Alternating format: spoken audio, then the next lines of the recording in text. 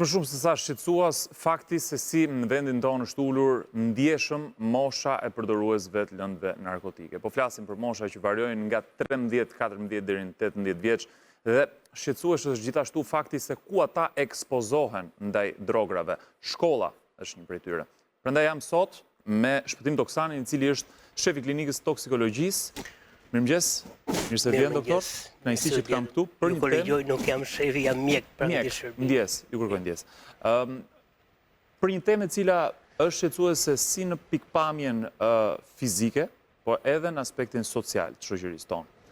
Është vërtet që mosha është ulur deri në 13 vjeç, çfarë rastesh paraqiten tek ju? Po, është vërtet që ka rënë mosha, pra është ulur mosha e përdorimit, pra kemi raste që edhe 13 vjeç, edhe 14 vjeç, edhe 12 vjeç ka ndodhur, që janë shumica e rasteve janë që përdorin me kanabis, pra me hashashin, sepse me bar, që i thonë në gjuhën e përditshme, sepse në një farë mënyrë është bërë një trend social ku adoleshentët e përdorin dhe e kanë si hobi. Nisen edhe nga ajo me këto modele tashmë moderne në thojza që ta përdorim që të gjithë, sepse është një gjë e mirë që të qetëson, që të jep kënaqësi, që të bën haj, të bën më të pranueshëm, të bën më social, të bën më produktiv. Dhe për këto arsye, pra është krijuar ky trend që adoleshentët po e përdorin masivisht edhe në shkolla. Po si, doktor, si ekspozohen, në cilat vende dhe me cilët persona, se duhet një influencë që ti të shkosh dhe të konsumosh lëndë narkotike në moshën 13-14 vjeçare, dhe nuk besoj që ka qenë kështu gjithmonë. Jo, ka ardhur duke u rënduar në fakt situata. Sigurisht që malavita, pra personat që shpërndajnë të drogë, për fat keq këtu tek ne, pra në Shqipëri janë pak, kam thënë dhe herë të tjera, nuk kanë empati, pra nuk kanë dhe mëshirë. Për faktin që shkojnë në shkolla në shkojnë në shkollë dhe shpërndajnë këte lëndë narkotike. Pastaj sigurisht janë edhe brenda klasës, brenda shkollës, janë edhe adoleshentë të tjerë të rekrutuar, të cilët bëjnë korrespondencën me pjesën tjetër të malavitës dhe çojnë substancën brenda në shkollë. Dhe kjo mund të themi që është kthyer në një fenomen përhapur masivisht? Është një fenomen i përhapur masivisht. Çfarë janë shifrat, rastet që paraqiten në klinikën tuaj? Shiko, ne me shifra nacionale nuk mund të flasim sepse kemi vetëm shërbimin tonë për ato pra që vinë në udhëheqje. Ju personalisht mund të bëni një dallim me sy të lirë të rasteve që paraqiteshin 5 vjet përpara dhe rastet që paraqiten sot që flasim. Po, pra rastet janë shtuar. Janë shtuar rastet edhe për vetë faktin, sepse duke qenë se është zgjeruar, pra është zgjeruar numri i adoleshentëve që e përdorin sidomos kanabisin, është rritur dhe numri i këtyre personave të mvarur. Pra është zhvilluar vartësia neuroreceptoriale. Pra jo vetëm persona që e provojnë një herë sporadikisht, po persona që kanë filluar të përdorin masivisht dhe kanë krijuar varësi. Eksakt. Te këto adoleshentët mjafton edhe një periudhë e shkurtër kohore, frekuente çdo ditë o një herë në 2 ditë, që për 6 muaj të bëhen të mvarur. Dhe duke bërë të mvarur në mënyrë automatike, pastaj bëhet ajo që quhet kërkesa apo edhshmëria receptoriale dhe këto nuk rrit dot pa e konsumuar më.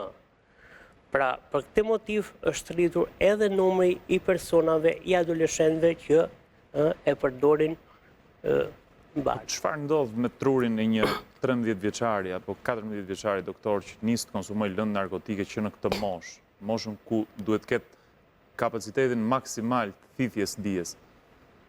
Po. Çfarë ndodh? Çfarë ndodh për pak muaj, edhe në afatgjat pastaj? Eksakt. Për pak muaj ndodh ajo që ne i themim vartësia neuroreceptoriale. Pra, duke qenë se truri jonë është, si i thonë, neuroplastik, pra merë përshtatje, merë sinjale dhe në basë sinjaleve merë një farë përshtatje. Dhe si e tillë, neuroreceptorët bazë marrin këtë përshtatje, pra që mësohen, adiktohen dhe kërkojnë substancë. Pra, sepse e gjithë gjëja lidhet pastaj me hedhjen qarkullim dopaminës. Pra, duke qenë se substanca psikoaktive që është në këtë rast hashashi, ngacmon dhe hedh në qarkullim dopaminën, nëpërmjet dopaminës pastaj bën të gjitha aktivitetet, por të hiperaktivizuara. Stimulohen. Dhe ky efekt zgjat në një farë periudhë, një farë kohe, 2 orë, 3 orë, 4 orë. Pastaj ngelet, bëhet deficiti i dopaminës, pra nuk ka më. Ç'ndodh ndodh në momentin që përfundon efekti? Aty pastaj të gjitha proceset normale jetësore çedojnë.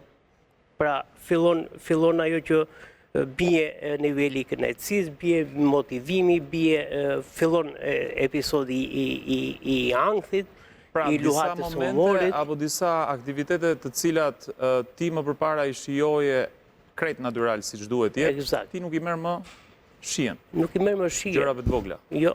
Edhe çfarë bën ti kërkon përsëri të shkosh te ai nivel që ishe? Pastaj ne themi rrisim tolerancën dhe do rritet prapë kërkohet substanca. Pra kërkohet që të hiperaktivizohet truni, që të kalojsh përsëri në atë gjendje me ato efekte që ti kishe kur ishe haj, pra që kishe dopaminën në qarkullim. Edhe këtu mendoj që fillon problemi, sepse këtu fillon të rritet sasia e konsumit. Eksakt. Këtu rritet toleranca, pra me atë sasi të parë që ti konsumoj arrije deri këtu me efektet e kënaqësisë, pastaj nuk i arrin më me këtë sasi. Dhe të duhet që të arrisësh akoma me shumë sasin që ti të arrish këto efekte të kënaqësisë, të gjithë shkaje që bën, domethënë në jetën normale. Por në fat gjatë, çfarë ndodh me trurin, doktor? Për një konsum prej vitesh. Se jemi ende vetëm tek marijuana, apo flasim për lëndën e kanabisit. Eksakt. Në afat gjatë, sigurisht që fillon dhe rëndohet situata, sepse në afat gjatë, nga marijuana, ne kalojmë në, sepse xerohet pra efekti, nuk ka më efekt, sado që të pish ti marijuanë, nuk ka më efekt dhe shkon drejt drogave të rënda, drejt kokainës, drejt krakut, ose uzancës. Domethënë me disa drogra bashkë që i përdorin dhe kjo është në fakt është një trend aktual prej gati 10 vitesh tashmë është. Ke fjalën për droga sintetike? Drogat sintetike po flas edhe drograt klasike. Pra trendi, domethënë kalojmë nga marijuana, kalojmë pastaj tek përdorimi i alkoolit, alkooli shoqërohet me kokainën, pra kjo treshja, alkool, marijuanë, kokainë është tashmë gati prej 10 vitesh trendi, që është në ta krahasosh me trekëndshin e Bermudës. Eksakt. Po mirë, përdorimin e kokainës e sheh edhe tek moshat e reja, krahas kanabisit? Kanabisi është starti. Pra për të shkuar deri te kokainës. Po ka raste që janë paraqitur tek ju pacientë që kanë ardhur me doza të shtuara edhe të kokainës, fëmijë, patjetër, adoleshent, mitur? Ka pasur raste, jo, për shembull unë kam pasur një rast që ka qenë 12 vjeç, që përdor 12 vjeç. Me kokainë? Po, me kokainë. Është të mërshme. Por pastaj vijnë këto moshat 17, 18, këto 20. Keni mundur të kuptoni ku është përdorur, nga se është marrë? Se 12 vjeç, çfarë ambientesh ekspozohet një fëmijë në këtë moshë? Thash pra, janë persona të tjerë të jashtëm që rekrutojnë pikërisht pa të malavidës, që rekrutojnë persona debol, persona pak djemë të vegjë të hedhur, të shkathët, që i rekrutojnë, i fusin të rrugë dhe përpos që e shpërndajnë brenda rrethit të tyre komunitar, pra brenda klasës, a kujtun, dhe e përdorin dhe vetë. Doktor, po flasim gjithkohon për djemt edhe për meshkujt përgjithësi, por A janë këto fenomenet për hapur edhe tek vajzat në shoqërinë tonë? Ka filluar goxha dhe me vajzat. Ka filluar. Ka filluar goxha dhe me vajzat. Problemi madhor është sepse ka filluar, sepse as ato nuk i shpëtojnë dot atmosferës së klasës. Sepse për fat të keq në këtë kohë moderne përpos vartësive substancore janë krijuar vartësit e ndaj internetit, ndaj videolojrave, ndaj telefonit, ndaj mesazheve, ndaj TikTok-u, ndaj... Po pse e lidh këtë me lëndën? E lidh sepse duke nisur kjo lloj vartësie, sepse çdo vartësi ka të njëjtin mekanizëm. Pra është neuroreceptorial. Është tek dopamina. Pra, hedhja në qarkullim e dopaminës, zmadhimi apo zvoglimi i sasisë të dopaminës. Dhe ju thoni që kur dy element bëhen bashkë, kemi një dyfish rritje të dopaminës. Absolutisht. Pra, atëherë çfarë bën? Duke mos e përballuar dot këtë deficiencë momentale të dopaminës, pra nga vartësia nga, le të themi, nga videolojra. Një adoleshent duke luajtur aty, humbet, a kupton, dhe dëshpërohet, futet në krizë stresi, futet në krizë edhe ankthi, dhe çfarë ndodh? Është gati për të ardhur në normalitet, mund të përdorin barin, ose mund të përdorin kokainën, ose mund të përdorin... Për një videolojë. Sepse ka zhvilluar vartësinë. Ç'do të bëj kur të ketë hallet vërtet ai dhe ai pastaj? Ka zhvilluar vartësinë dhe duke tendenca e vartësisë nga këto videolojra çon sepse neuroreceptorët janë të brishtë, janë bërë gati. Përpos kësaj përdorin edhe ilaçe me efekt psikotik. Pa psikofarmakët i themi ne, domethënë, ato i përdorin për qetësime. Për luhatën e humorit, për ankthin, tipi Xanax, tipi olanzapina, tipi... Po ku i gjenë këto? Se këto duhet i marrësh diku me një recet mjekësore, doktor? I gjenë, ka hapësira se si i gjenë. Është e lehtë ti aksesor? Nuk është e lehtë, ka rregulla, në fakt ka rregulla, por ka dhe të papërgjithshëm që dhe i japin dhe i gjenë. Ka dhe kontrabandë të tilla që futen, ilaçe të tilla, domethënë, psikofarmak që futen edhe në tregtëzi dhe i gjenë. Ajo që po thoni është që sot mundësia që një adoleshent, një fëmijë të ekspozohet me lëndë narkotike apo me këto barna që janë me efekte shumë të forta është shumë e lehtë, ka ardhur duke u lehtësuar. Pra kontakti me persona të tretë që i mundsojnë është bërë lehtë në vendin tonë. Dhe shqetësues është fakti që kjo moshë lidhet me shkollën dhe ata pjesën më të madhe të kohës e kalojnë për shkolla. Po. Tani ka shenja që një prind mund t'i dalloj tek fëmia, që mund t'i kapi herët kur kupton se ka diçka që s'po shkon me djalin apo vajzën e tij. Absolutisht po. Ka çrregullime të gjendjes emocionale apo të sjelljes së tij përditshme, cilat janë? Sjellja. Pra, mjafton një prind të jetë vigjilent ndaj sjelljes së fëmijës së vet. Po filluan ndryshimet sjellore, do thotë që diçka nuk shkon. Pra sjellja çdo thot sjellja, pra ndryshon nga një sjellje normale që ka qenë i adaptuar dikur, fillon dhe bën gjeste të cilat prindi i dallon. Duke filluar që ke përtatësia, duke filluar që ke deficitet në mësime, duke filluar që ke tek çedimi i edukatës komunikuese, pra nga reagimi nervoz, pra nervoziteti, frustrimi, viktimizimi i fëmijëve, pra pse ma bën këtë, i thot prindi, ndërkohë se ja thonte 3-4 vite përpara. Pra të gjithë janë element që pagjumësia që e dallon, pagjumësia që e dallon prindi, raportet me të tretët, me shokët e tjerë, me njerëzit e afërt të gjakut, me kushrinit, si shkon, çfarë bën, çfarë i thon. Dallon dot gjë në drejtim të oreksit, atje për shembull mund të kuptoj një prind. Tjetër, edhe oreksi. Në rastin konkret, mamaja, basta edhe pak më shumë. Absolutisht, sepse ka raste që këto duke konsumuar mund të kalojnë shumë kohë edhe pa ngrënë, sepse janë në efektin e gratifikimit, pra në efektin e kënaqësisë. Dhe në momenti që ju del kjo, janë një farë boshllëku, një farë trishtimin, një farë kështu, atëre hajnë si të çmendur, të ngopen, të super ngopen, sepse përpos që kanë dhe oreks. Në sjellje të forta. Absolutisht. Po, është edhe pak çështje parash kam përshtypjen, se këto lëndë narkotike kushtojnë, doktor, apo jo? Kushtojnë. 13-14 vjeç, nëse nuk merr parat nga prindi, ku i gjen? Në fakt, kjo është akoma gjëja më e keqe në Se territorin bësh një tonë. llogarit thjesht, ti je i varur nga këto drograt, 13-14 vjeç, mos ndalin llogarit. Eksakt.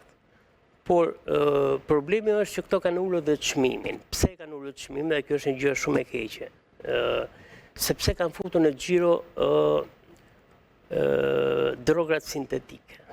Pra, nuk është drogë klasike, le të themi, me përbërjen, me recipientin bazë, le të themi, të purifikuar. Molekula, për shembull, e hashashit apo e kokainës. Ajo është e përzierë me lëndë shumë sintetike, shumë toksike. Dhe kjo është më rënda, sepse këto lëndë sintetike, toksike, zhvillojnë shumë më shpejt vartësinë. Pra e bëjnë trurin neurokimik, me vartësi neurokimike. Pra, përpos toksicitetit që vdesin me mira qeliza nervore dhe çdo qelizë fal tjetër, por krijojnë shumë shpejt edhe vartësinë patologjike receptoriale. Dhe kjo mall në xhiro është i lirë, pra është i përballueshëm. Nëse ti jep 10.000 lekë për të ngrënë një sufllaqe, le të themi, ky që përdor me 5.000 lekë të vjetra arrin ta gjejë dhe ta konsumojë këtë. Edhe me 5.000 lekë të vjetra. Po. Sa kollaj mund të shkosh në overdose nga përdorimi i këtyre lëndëve, doktor? Më varet, e para nga pikërisht nga toksiciteti. Pra sa më toksike të jetë lënda, sa në sasi të madhe të jetë lënda që konsumon, aq më shpejt i shkon në mbi dozë në overdose. Vjen një moment që personi që është i varur nuk e kupton më gjendjen ku është. Jo. Dhe përdorimi pastaj s'ka kriter. I del jashtë kontrollit. Prandaj quhet vartësi. Një ndër kriteret e vartësisë është që edhshmëria është kreving, pra kërkesa që t'japin sinjalet të trunit, është e papërballueshme dhe e pakontrollueshme. Pra të ndizën sinjalet që ti do të pish dhe nuk e kontrollon dot deri kur ti kalon. Nëse e kuptoj sakt, personi ka arritur më përpara një gjendje X euforie dhe nëse nuk shkon gjithmonë tek ajo gjendje, do të kërkoj sa më shumë për të arritur atje ku ka provuar eksperiencën e tij më të mirë të mundshme, sipas tij. Është e vërtetë. Po për të hequr dorë pastaj, për të nisur një terapi, nëse dikush arrin në pikën që reflekton, por dëmin e ka bërë gjithsesi dhe duhet të rikuperohet. Si është procesi i rikuperimit? Pra si vijon faza, në çfarë etapash për të hequr dorë? Çfarë sugjeroni?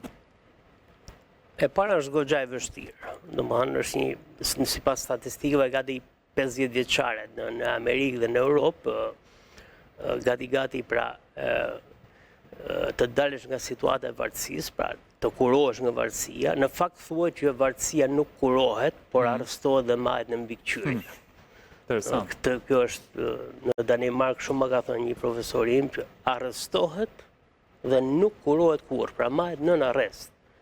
Sepse gjithmonë janë të ndezur sinjalet dhe mjaft një pirje, mjaft një çedim apo një relaks që ti reaktivizon gjithë edhshmërinë për të pirë përsëri. Për ka trajtime mjekësore? Ka, sigurisht, është farmakoterapia, janë antidotët që kundër drogërve të caktura, por ajo që është baza për t'ja dalë është motivacioni. Pra, personi i varur duhet të ketë super motivim. Duhet gjë një pasion, një hobi. Pasion, një hobi, një besim, pra do një çengel ku të hidhet dhe të kapë fort që të arrijë objektivin. Të thot për hir të familjes, se i kam shkatruar. Dhe po ti qëndroj kësaj, pasan gjithë elementet e tjerë, mjekësor, social, psikolog, e tjerë janë, është një trajtim multidisiplinar. Pra se fillimisht duhet filloj shkëputja nga e kaluara, doktor, nga ata miqt e mirë në thonjë, që donin të mirën. Fillon me trajtimin klinik, pra me një farë detoksifikimi sa më optimal, me trajtimin, me stabilizimin e tij klinik për gjitha defektet që ka, dëmet që ka krijuar, sepse është bërë me çrregullim personaliteti, është bërë me çrregullim ankthi, është bërë me çrregullim humori, pra me depresion.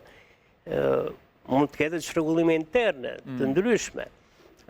Duhet rikuperuar të gjitha këto çrregullime. Ama shpresë ka, doktor. Për gjithë ata që mund të jenë duke na ndjekur në këto momente dhe gjenden në një pozitë vështirë.